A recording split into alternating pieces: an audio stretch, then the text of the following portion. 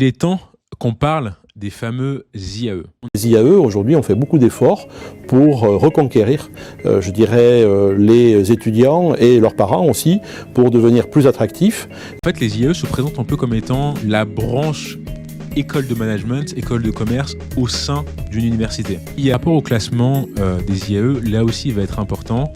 Le site que je vous conseille, c'est le site qui s'appelle Meilleur Master et qui classe justement les masters CCA en IAE. Je mets Dauphine et Sorbonne dans les IAE, même si je ne sais pas si officiellement on peut dire que c'est des IAE, mais c'est plus ou moins affilié. Donc à la limite, si je devais vous en conseiller, ce serait Dauphine en top 1 et ensuite en deuxième pool, groupe 2, je mettrais les trois ensemble.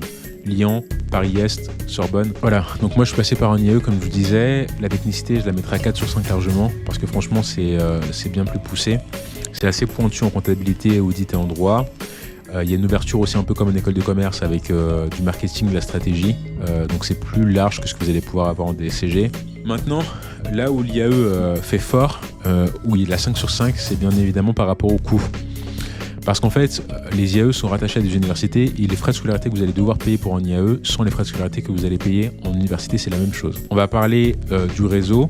Le réseau, je lui donnerai une note de 3 sur 5 parce que ça dépend beaucoup des IAE. Si vous faites Dauphine, je considère que le réseau de la progression est à 5 sur 5 parce que Dauphine, en fait, c'est limite perçu comme une école de commerce du top 3.